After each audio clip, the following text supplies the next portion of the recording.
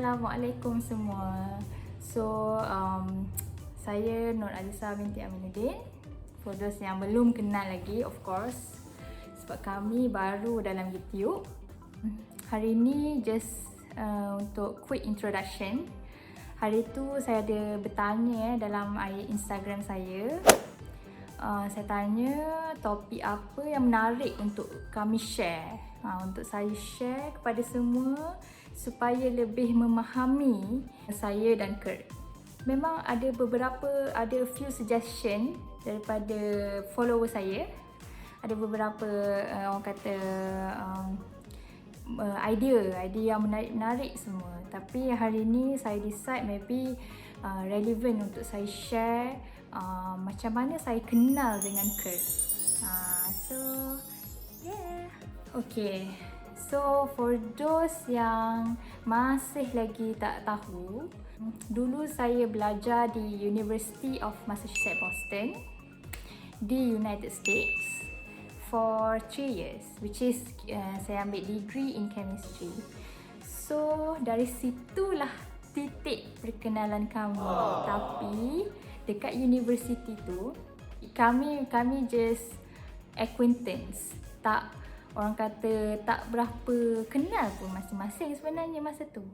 So bila maknanya kenal sebagai macam terserempak, lepas tu hi, macam tu je. Tak adalah kata macam rapat ke kawan ke tak. So tu je yang saya ingat masa dekat universiti. Sebab saya ni kuat belajar sikit kan, macam tak kisah sangat lah. Macam jalan pun tengok jalan je kan, tak tengok orang pun. So dari situlah sebenarnya. Okay, so saya memang kenal Kurt and Kurt pun kenal saya. Maknanya nampak je, tak kenal sangat pun. Nampak je, macam kalau nampak hi, kita orang hi. And then lepas dah setahun saya balik Malaysia, maknanya dah graduate apa semua kan. Dah sampai Malaysia hampir setahun, tup lah. Masa tu saya tengah kerja, tup saya dapat mesej. Saya dapat mesej daripada Kurt. Tapi kita orang memang kawan dalam Facebook. Saya memang ada beberapa kenalan lah daripada UMass Boston. Termasuklah Kurt. So sebenarnya kami macam tak adalah mesej ke, tak adalah like ke apa ke, macam just kawan dalam Facebook, faham? Adalah satu masa ni, saya masih ingat lagi bila somewhere dalam Julai kot, Julai 2019. Dia start message saya dulu. Kurt start message saya. Dia cakap macam macam boleh kenal ke? Macam tu lah. Saya pun lupa lah. Lepas tu saya pun cakap lah, oh boleh je. Ni siapa ni bukan, kita bukan sama UMass ke semua kan? Macam try lah relate dengan UMass kan. Lepas tu start daripada situlah sebenarnya kami start kenal. Maknanya lepas tu kami mesej apa semua tu, tiba-tiba tak sampai beberapa, memang cepat sangat. Dia memang Kurt cakap dia nak kenal saya dengan lebih mendalam lagi. Saya macam ingatkan benda ni macam ni scam ke kan? Scammer ke dia ni? Macam tak percaya jugalah sebab dia kan daripada US. Tapi sejelah macam, sebab saya macam layan lah sebab saya kenal dia. Saya pernah jumpa dia dekat UMass. Kalau saya tak kenal dia dengan entah siapa, tiba-tiba mesej macam tu, memang saya dah label scammer dah tu. Sebab macam pelik sangat, tiba je out of nowhere, tiba-tiba mesej, tiba-tiba cakap nak kenal. Lepas tu saya pun okey, cakap kita orang macam berkawan lah dalam masa beberapa bulan. Lepas tu dia cakap dia nak datang Malaysia. Dia cakap dia nak datang Malaysia. I was like, serius ke? Awak nak datang Malaysia betul ke ni? Sebab Malaysia bukannya dekat daripada US tu. At least 1 hari perjalanan kot naik flight. Maknanya flight pun bukannya murah, mahal. Lepas tu saya cakap lah betul lah kan. Masa tu dia nak datang akhir bulan 11. Dia nak datang. Lepas tu saya pun cakap lah okey, kalau nak datang okey je. Cumanya fikirlah betul-betul. Kalau awak betul-betul nak kat saya, jadikan trip ni worth. Jangan jadikan trip ni satu yang macam sia-sia. Tiba-tiba datang, tiba-tiba tak nak kat saya, lepas tu balik macam sia-sia lah kan. Macam tu lah. Lepas tu lepas dah dia cakap dia yakin lah apa kan, dia macam bersungguh dia nak datang. Lepas tu okey, dia pun beli tiket which is can't remember berapa hari tu dia beli, nak dekat $1,000 kat lah. Pergi dan balik dia beli. Lepas tu dia pun send lah gambar tu dekat saya. Saya pun macam wow, okey, dah tiba masanya. Maknanya memang kami almost macam serius lah. Saya pun tak nak lah tak serius kan, sebab dia dah volunteer nak datang Malaysia, faham tak? Lepas tu saya macam okey, tak apa, datang je lah. Lepas tu tibalah masa dia datang, and memang masa tu saya shaking, menggeletar sebab yelah first time kan. Lepas tu boleh tengok video first time kami jumpa dekat video yang saya dah post sebelum ni. So boleh tengok kat situ. Kalau tengok lah memang saya menggeletar macam sebab this is my first time. Tak pernah macam ni kan sebelum ni. Lepas tu kami kenal. Dia sepatutnya dia duduk sini seminggu je. And dia dah beli dah. Dia beli flight ticket pergi dan balik, return flight. And dia schedule, dia datang sini 25. So dia kena balik around dalam 2 hari bulan 12 gitulah, saya lupa dah. And flight dia daripada Terengganu ke KL, KL ke Boston lah, US lah. And then suddenly last day tu dia cakap, better dia stay, dia cakap macam tu. Saya dah macam, kenapa tiba-tiba dia nak stay pula ni kan, macam dah lah urusan kat US apa semua tak settle apa semua kan. Lepas tu dia cakap dia nak stay. Daripada dia balik, lepas tu nanti dia kena datang balik, baik dia stay je. Burn lah tiket dia tu maknanya kan. Saya duduk fikir ke burn tiket. Saya pun cakap kat dia, balik dulu, saya kata. Jangan buat kerja gila, saya kata gitu. Sebab dia dah beli tiket, so membazir lah kalau dia burn macam tu je kan tiket dia. And banyak lagi urusan dia tak settle dekat US. So saya cakap dia, sabar tak apa, balik. Masa tu dekat airport dekat Terengganu, Airport Sultan Mahmud dekat Terengganu. And dia macam, kita orang dah macam nangis lah kan, sedih lah dia nak balik dah kan.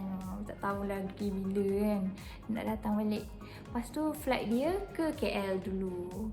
Malam, masa tu malam, dekat flight dekat airport Terengganu malam. So dia fly ke KL, flight ke flight international dia the next day, keesokannya. Kiranya dia dah sampai KL, kita orang message lah kan, dia dah sampai KL apa semua. Lepas tu dia tiba-tiba dia dah macam nekat tak nak balik. Dia nekat tak nak balik. Dia cakap kat saya, dia tak apa, dia kata dia nak duduk sini apa-apa semua. Dia cuba yakinkan saya yang plan dia ni memang orang kata plan yang betul-betul elok untuk dia lah, elok untuk kami lah. Lepas tu saya pun cakap lah, kalau awak rasa tu yang terbaik, buatlah, tak apalah. Tapi masa tu saya memang orang kata tak boleh nak fikir betul lah. Saya macam, weh, serius lah cakap dia kan. Lepas tu dia cakap lah dia serius. Lepas tu dia pun beli tiket flight daripada KL ke Terengganu balik. Tup dia dah depan mata saya. Kiranya dia burn lah tiket ke international, dia burn. So itulah macam mana dia boleh stuck kat sini kan, dan dia tak balik. So maknanya pengorbanan, cinta memerlukan pengorbanan. Wah. Cinta memerlukan pengorbanan. Begitu juga manusia, kita kena berkorban untuk mendapatkan cinta sejati.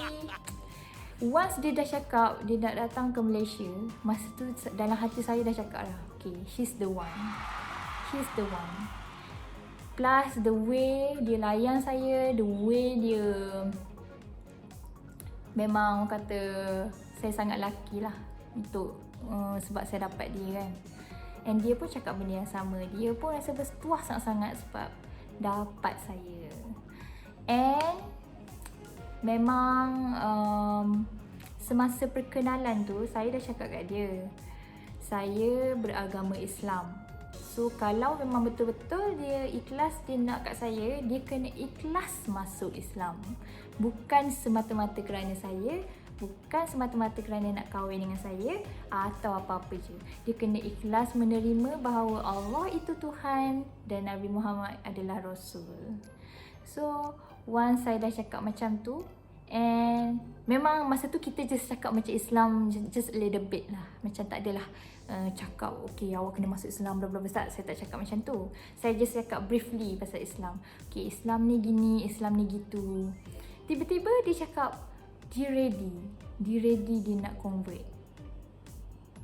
Masa tu saya macam wow. Memang yang tu sebelum dia datang Malaysia. Yang masa dia cakap ni.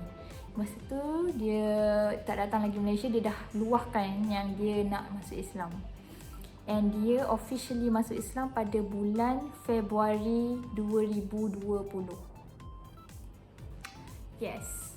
Saya sangat terharu lah sebab dia banyak berkorban untuk saya sebenarnya. Datang ke Malaysia, sanggup berjauhan dengan keluarga, sanggup tinggalkan agamanya yang lama. So saya rasa sangat orang kata bertuah lah. And I really love him so much.